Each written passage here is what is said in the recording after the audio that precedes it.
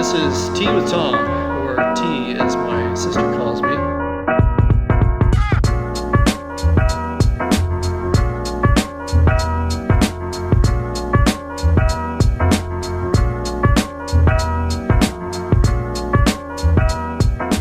Doing the first of a series of video podcasts where we are, or video blogs, where we are interviewing some of our customers.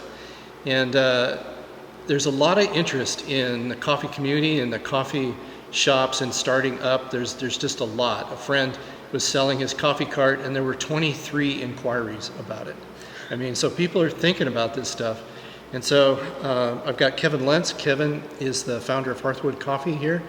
He sells it here in the shop and roasts. So Kevin, welcome to Tea with Tom. Thank you. So tell us a little bit about it. You're just fresh opening, right? Yeah, so today's the second day of soft opening. Our actual grand opening is going to be this Saturday coming up, so about 8 days away. And we started roasting just a few years ago out of home and then steadily into the roastery. And then as this spot became available, we saw the opportunity and went for it. So we joined the two units together and added a retail addition to the entire storefront. So what's been working? The best one has been, to my understanding, the newest addition to Summit, which is the I'm drawing a blank on the name right now. The summer strawberry. That's it. Yeah. For the last 4 days as we've been getting started, I keep saying it, and now I just drew a blank. The summer strawberry. But yeah, that one has been extremely welcoming to people. It smells fantastic. When we pop the jar and we're talking about it, people all the way down the line can smell it, and it's refreshing. It's naturally sweet. And then the fact that you incorporated a lot of people have commented on the local strawberries. Local strawberries, yeah, exactly. That's been a really cool addition to it. Very good. Well, I've got a sister one to it. This is called Tropical Breeze. All right. Where that one goes down the cherry strawberry currant road. This one goes down the pineapple fruity road. Yeah. Want to give it a try? Let's do it. Check out that color. I've been smelling this as we've been talking. And, the aroma is very tropical. Yeah, it drives me up a wall. So anyway, cheers.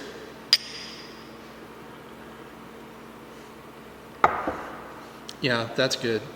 Okay, so you can't go from age 13 to, how old are you now? I'll be 25 next month. 25. Okay, you can't go from 13 to 25 in the coffee community without making some observations. Oh, absolutely. Yeah, so what are the mistakes that people make when they start out? I think the biggest mistake I've seen working in shops is kind of, especially with a craft shop, trying to find areas to make the product cheaper on the shop's end. And I don't know, there's I've seen it a few times in different aspects of different shops where they might cheapen out on something to try to especially on the start, just to kind of get going. Yeah. But people can grab onto that. People stick to that. So I think that's one of the bigger ones that I've seen is you can't come back from that if you're trying to be a craft shop and be a high quality on all ends. I feel like there's not really a way to cut that corner. Yeah, for sure. I mean, we face that when people, ask us if we have a powdered chai. Yeah. And we point out it's really not tea. Yeah. I've seen that on the retail end of the bar a number of times where people are asking for a chai, and actually I've worked in shops where we've tried to boot the powdered chai and make a real actual chai behind the bar, or like essentially a chai TLA, and no, you always get sort of that feedback. It's like, do you have the powdered chai though? And it's like, no, that's the entire point, is to be a real actual product. I know. I did have one instance though that was pretty funny where I was so used to just working and having people expect the powdered chai. And he asked about a chai tea latte, and I said, it's really popular because it was a powdered chai. I make the chai tea latte. He goes and sits down with it. He's very excited. I had artwork and stuff on the top. He's all excited. He opens up a book, gets to it, comes back up a moment later after taking 2 sips and goes, why would you tell me that this chai was good if it's a powdered chai? I was expecting a real whole chai. And I was like, I said it was popular. I did not say it was good. Personally, not that fan. hurts though. No, yeah. And I was like, oh, I wish you would have specified there. I would have loved to made you a TLA for the real thing. Yeah. Okay, so I'm glad that's working, and iced tea season is, of course, picking up. Yeah. So what do you think of the Tropical Breeze? This is, just like the summer strawberry, it's that even balance where I'm not getting too much of any of the different flavors involved. You're getting a lot of the green tea body, and it kind of cuts in and out with the different fruits that are going into it. I'm not getting like any bit of one and then the other. It's very balanced. What I like about it too is the long tail. It's got a really pleasant, sweet aftertaste. Yeah, almost reminds me of like eating like a dried mango or something. Yeah. Well, there's mango in it. Yep. Doggone it. Okay, so getting back to mistakes. So that's often, so you're saying they kind of cheapen the ingredients. Yeah. And of course they're kind of fighting margin and trying to make a profit and all that. Yeah. So I mean, I understand the pressure. Absolutely. But at some point, I guess you got to make up your mind where you stand on those things. Yeah, which we're very much like getting started. It's of course, very tempting to be able to get ahead a little bit quicker by cutting a few corners. Give it a jump start, yeah. Yeah, but we really want to just stick with it on the more on the long term, kind of just like getting people familiar that this is what they're going to be getting. This is what the good stuff is. This is what it is. And long term, I know it'll come back around that way. That's how it's been with roasting coffee. We try to get the best coffee that we can. And people know what they're getting. People can taste it. Yeah, you can't serve cheap coffee anymore. No. I mean, the average person is more educated about coffee than ever before. Yeah. And I feel the same thing with tea. I mean, you do tea right, you're going to attract tea lovers. Absolutely. And tea lovers love tea. Oh, yeah. So you win them and you'll win their friends. That's just how it works. Yep. And so we see, like at the Meek House, where, you have friends as well, you just see their tea program escalate over time. Oh, yeah. Absolutely. Yeah, tea lovers love tea. Yeah. Okay, so that's a common mistake. So what else have you seen? I mean, when you start doing consulting, right, you have to work with the people dynamic and all this. What are some other things you've seen? Like, if you were to say, don't do this or do this on the get-go, what would it be? There's a few different like little things just that come to mind most immediately.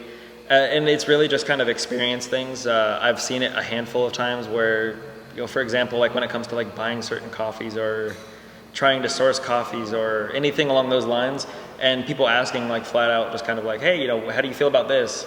And I've seen it with a few different people where they kind of like take it and they go like, well, I'm going to try it anyway and I'm going to hope for a different result, and it doesn't ever go that way. It's always some of those being said is kind of things like the whole route of like organic coffee or buying through importers or anything like that. There's just a few things I've seen like along those lines. Okay, well, cool. So what about your own shop? You said you had a rude awakening this morning. Yeah, so today was supposed to be, I was supposed to work the afternoon, so today was going to be my day to sleep in just a little bit. And I get a call from Ciara and Emery. They got here at 6:30 in the morning to get ready to open the shop. They walk in and they hear their feet basically splash into a puddle. And across the store they can hear what they described as a waterfall sound. And so they run over and... That's just really bad. And this has been something that I've been like hoping that wouldn't happen, but I kind of was expecting it because, to be honest, I'm not very good at plumbing by any means.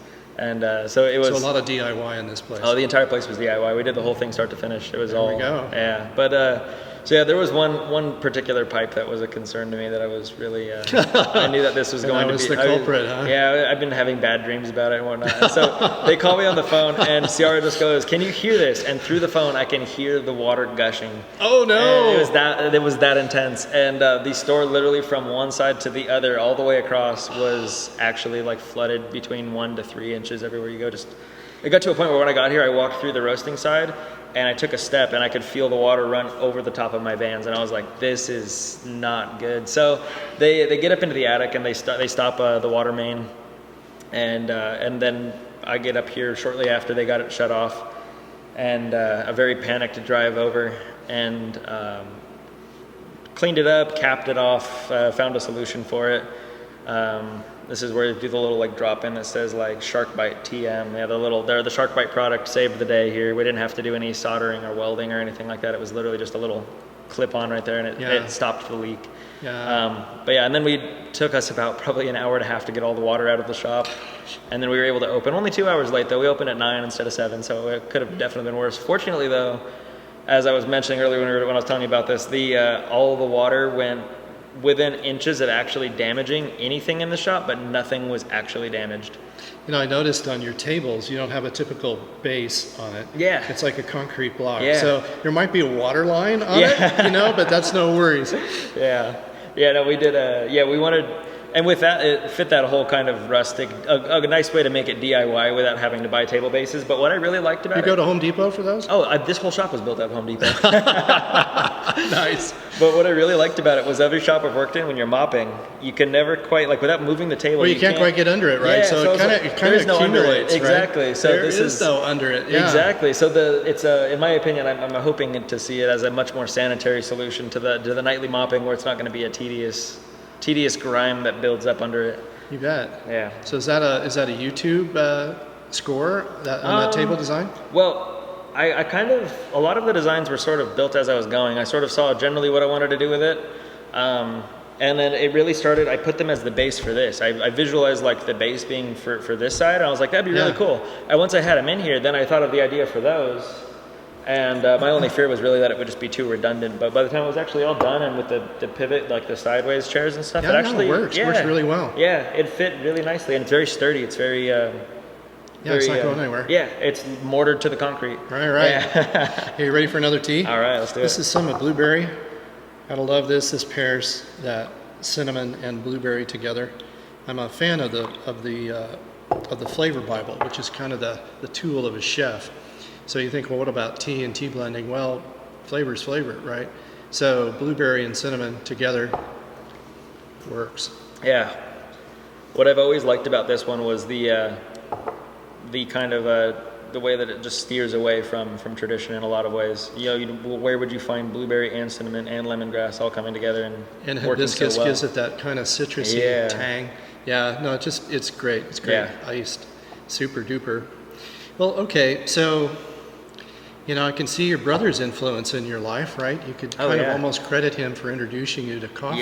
Yeah. And your grandma. Yeah. So cool. So what about your family and influence? I mean, you start sounding a little bit like an entrepreneur when you all these different things, certainly you got the raw materials, all the pieces are in the box, so to speak. Yeah. So where's that come from? I mean, did you have a family that was inventive Well, I grew up a lot around my dad. My dad owned an electrical company. He started it up, I think, when he was in his early 20s. Okay. And saw that. So just not growing up. unlike your age, right? Yeah, I saw a wide scope and especially with that job, there was a lot of learning, developing, growing, watching, taking on this odd job or something and being like, how are we going to get around this? Oh. I remember going with him. Problem solving. Very much, yeah. He started off, the way he got to start, rather than being bigger jobs, he started off with smaller jobs, going around the old homes in Redlands where the electrical was beginning to fail, or somebody DIY'd it years ago and did it wrong, and he'd be going up in the attic and trying to figure out what happened. Get it to work, Yeah. So yeah, I saw a lot of that. Saw a lot of, basically, the biggest thing I think I picked up from his model of business was he had a very small, tight crew.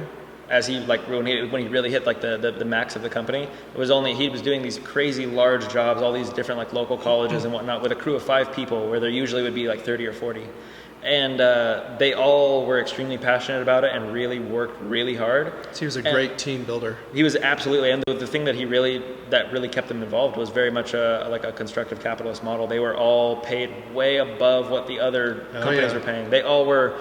Every month they'd be going to a new trip outside of the country. Be like, all right, it's your turn to go take a trip. It's paid by the company. You're on your way. Yeah. He really knew how to take care of them, and he also made it very hard to want to leave that company and do something else. So, no doubt. Absolutely. Well, so yeah, I mean, I have the advantage of knowing you a little bit, right? So you've taken some of those principles and made them work here. So what are you doing?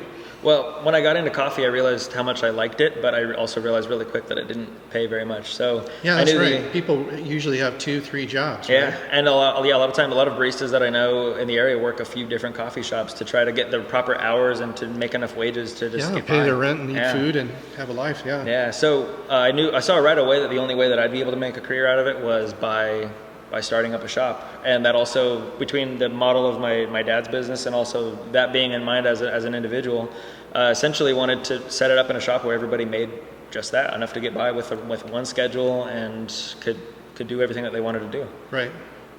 And essentially, if you wanted to have a career in coffee, you could do that. Well, yeah, see, I mean, it makes sense margin-wise, right? Yeah. So if you're buying your coffee wholesale from one of the very credible roasters, here in the area, you might pay somewhere between $8 and up dollars a pound. Yeah, I'd say the average sits around between 8 to 10. So when you go to buy coffee, now we're not talking something extraordinary, but we're talking about just solid quality coffee. So like how does that run, and what kind of margin do you see there? Well, the to kind of answer that before we even get up to that, again, going with I like transparency, and I like to be able to just, if somebody asks me, I don't want to be ashamed of an answer, essentially, of where we get something. Yeah. So the coffee that we get, we do buy it directly from the farms, and we try to cut out any middling parties that would essentially just be buying it, changing hands, and taking a profit for themselves. Right, goes into a warehouse. Exactly, And who knows how the bags get organized. You know, it could be completely spoiled by the time we've gotten it. It's the same thing with tea. Yeah, so we try to buy it directly from the farms, and also at a rate that's fair to the farms. It's in that same sort of principle from the start. So like what you're talking kilos, right? So our average, I mean, I'd have to convert it for kilos, but on average, it usually ends up being about roughly $2 to $3 a pound for the coffees that we usually like, our staple, good, like high quality coffees that we can get and serve them in store and also wholesale them. There's a few we can get away with on bar because there's a little bit more margin, so we might be able to get one that's maybe $5, $6, $7 a pound. And do a shorter run of it or something like that. Limited edition. Right. Absolutely. Yeah. Well, so if it's about 25 servings per pound of coffee, then you have to think at $2 a cup. You know, that's $50 for the house. Yeah. So big difference between paying 8 and up versus 3, 4, 5, you know, in that range. And then learning how to roast it yourself and getting it the way that, you know, that carries your vibe and your intentionality, right? Yeah. Gets the what we look for in the cup, essentially. Across. Yeah. Well, what I like about it is that it works your convictions into the very beginning of the process. Yeah. You know, that's what's really cool. Yeah. So what do you do here for your employees? Just to go back, I mean, you're thinking about team building too, right? Yeah. A little chapter out of your dad's book. Yeah, so essentially there's not really that kind of tier of like this wage or like if you work hard, you'll get up to this wage kind of thing. Everybody makes the same wage as a baseline, which is already a little bit higher than the minimum or like kind of what we've seen in coffee shops. And the way we tried to set it up was essentially, if there's the kind of the minimum area that's like our baseline, and then if there's all the area that we need for the store to grow, and we kind of put a cap on it, because that's what like more than we would need as it is to try to grow at the rate that we've projected. Yeah. And then that remaining amount, say it's been really busy and we've peaked that threshold, and we take that remaining amount and redivide it back up amongst the baristas based on hours. You do profit sharing. Absolutely, yeah. Yeah. That's so awesome. So they in a sense have a piece of the rock. Yeah. I mean, it's not Kevin Lentz company, but you know, they have a piece of it. Yeah, because I felt that like a resentment with people before, where it's like, oh, you know, I'm down here working and it's extremely busy, and what do I get for it? It's not, you know, it's the same. Yeah, it pays the same. Yeah, no difference. So in this area, people hope for it to be busy because, you know, this is area, their shop as well. Yeah, exactly. Right. Yeah, really cool. Well, you know, I would predict that you'll build a team. Yeah. Okay, you already have though, actually.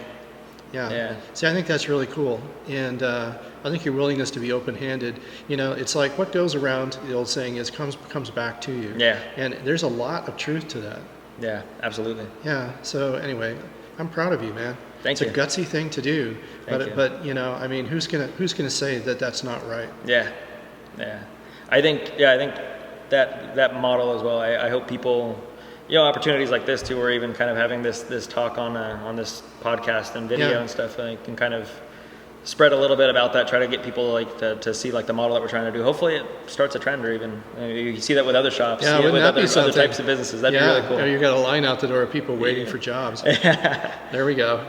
Yeah. Well, you know, it has to be part of the reason why baristas change jobs so often. Yeah. Right. I mean, once a year is not infrequent or faster, and so, you know, they're helping build something here that they're a part of. That makes total sense to me. Yeah, I've seen that as well. It's like, as you're saying, with like the high turnover, I feel like I've seen it with a couple of different, couple of like closer friends of mine too, where they just kind of like, they get that burned out feeling because they don't feel like they're actually a part of it. That's right. Yeah. They want to they want to stay engaged with coffee, but they're not finding it anywhere. Yeah, so it engages their time, right, but not their heart. Yeah. Different vibe. Okay, well, let me go down a different road here. So as you've thought about building out your coffee shop here, you're not just about coffee though in this space. You've invited a partner, right? Oh yeah. Tell So us about one that. of a lifelong friend. It was actually one of my brother's best friends when we moved to the Yucaipa area. He met him at Yucaipa High School. This is your brother again. Yep. Met him through my brother. His name, my brother's friend. My brother's name is Michael. My brother's friend's name is Brandon. And but yeah, I met him through my brother, and then I've seen him fall in love with the craft beer industry. And as many of us have. Yes, and I'm on the other end of it, where I'm on the receiving end. end. Yes, and I definitely have an appreciation for it on that element. And I watched him really progress with that whole industry and really like find that was his niche. He very much so. He tried out a lot of different hobbies and stuff, but you could tell beer really stuck with him. And so as we got this going, he's been always asking about like the progress of this, and if I could show him about roasting and stuff, and I keep asking about his brewery. Well, coffee ends up in beer too, right? Oh yeah, and we worked together a lot. In fact, that was actually what brought on the decision of partnership. He came in to pick up some of our darker roasted coffee to put into a strawberry stout. And he wanted to pair it, because so he did a strawberry stout with our Colombian coffee that had notes of cherry and red wine. So just a natural pairing. These flavors are all just gonna match up. Sounds like it would work. Yeah. So he's asking tips about it. We start talking about it. We get into a whole conversation. Yeah. I'm asking about how his brewery's going, and he goes, I don't know, down the road maybe I'll try to start it and stuff. And then we were in the roastery. And we have all this space now because we're talking about expanding into here, and we have all this extra storage space and stuff. Right. And basically the idea came across, why not just move it in there? It adds a whole other dynamic. It's still produced in-house. We can have the kind of the morning and the nighttime dynamic. They're two things that I absolutely love, and I would love to get on the side of producing beer as well. And on the same side, this is a good friend of mine as well who's been trying to do this for his whole life and has looked for an opportunity to make his own art in the element, but a lot of people are just telling him to produce the beer that they want to produce. So yeah, well, and how much of you is the product of relationships, whether Absolutely. that's family, friends, all of that. Yeah. I don't think you can just kind of do this solo mundo. No way. You have to. That's why we really like value the people who are involved too, because they really make a shop what it is. Yeah. Oh, absolutely. Yeah. Absolutely. And their attitude day in and day out makes so much of a difference. Yeah, and they hold on to their own personal regulars as well. There's definitely like people hook in. They engage with people, and they have their own set of regulars essentially that find comfort in the day of going and getting their morning coffee from a certain individual. Right. Yeah. Okay. Well, you didn't mention high tech in your backstory. So I'm assuming you didn't sell a big company and then, just kind of finance this whole thing yourself, No. right? And it doesnn't seem like you went to the bank either. So I tried. You tried? It was kind of ironic. They said you have to be in business for 2 years, and I was like, well, I can't start the business without being. I know. This is a little bit of a catch-22. Yeah, that's kind of a banker's way of saying. Get out of my office. Absolutely. Yeah. So how'd you do it? I mean, this doesn't come cheap, right? No, it was a lot of working very extensive hours.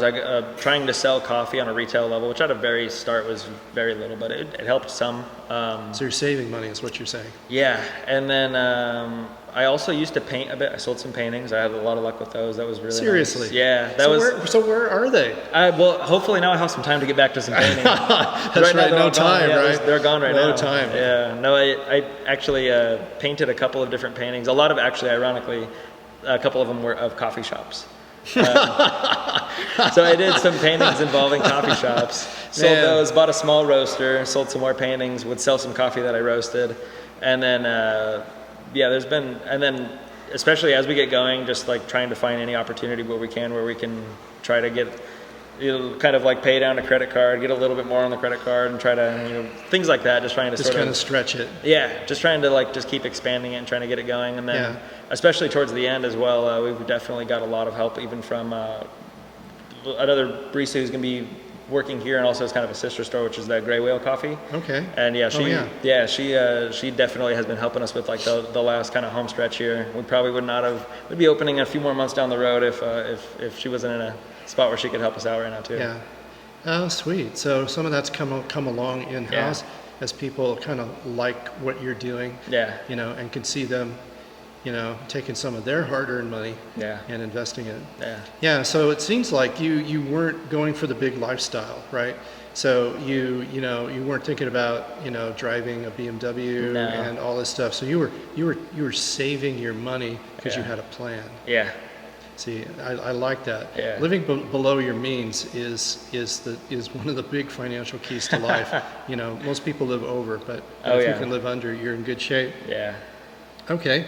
Well, so Kevin, we've talked about a bunch of subjects here, but what have I not touched that if you wanted people to understand what you're doing and what you're about, where you're going, what would it be? We've covered a lot of ground. Touched on a lot of areas. That's a tough question. Well, let me rephrase it. So what do you want to accomplish here? Is there a point where you're going to be done? Like you've crossed the finish line? I mean, so what's that about? I feel like the point where it would be finished, essentially, as far as like, I wouldn't necessarily say finished on progression, because I feel like if you're not moving forward, then you're moving backward. But essentially, I mean, with the point where I feel like the atmosphere would be complete is a couple. I mean, just like the building itself is getting closer to being in an element that's nice, where we want it and where it feels like at home for ourselves and for a lot of people. But essentially, the goal in mind would be where we can be available from the early hours to the late hours, with the whole combination of the beverages and stuff that we're serving, whether they be coffee, tea, beer, juices, anything like that, light snacks and stuff for people to have. But essentially, the biggest goal in mind, really, with all of that, is setting up a platform for people to come and hang out and have kind of a safe, relaxing spot where they can feel at home. Yeah. And also a place that they can be proud of going and spending their money as well, because people, it's not. Yeah, they understand how it's working behind the bar. Yeah, exactly. Yeah. Whether like where it's going to on the farm level, on the level of the barista, the fact that we're not doing. We're trying to reduce the waste and stuff. All of our like single-use items will be compostable and whatnot. So, in any element that they can grab onto and kind of feel proud of it on their level as well. Yeah, absolutely. Yeah. Well, awesome. Well, Kevin, I'm optimistic. I think your spirit is awesome. I think what you're doing here has got vision and conviction behind it. So, and by the way, thank you for taking on Summit Tea. Yeah, thank you. This is exactly the place where we want to be. Yeah, thank you. Appreciate it. You bet. Yeah. All right. How does that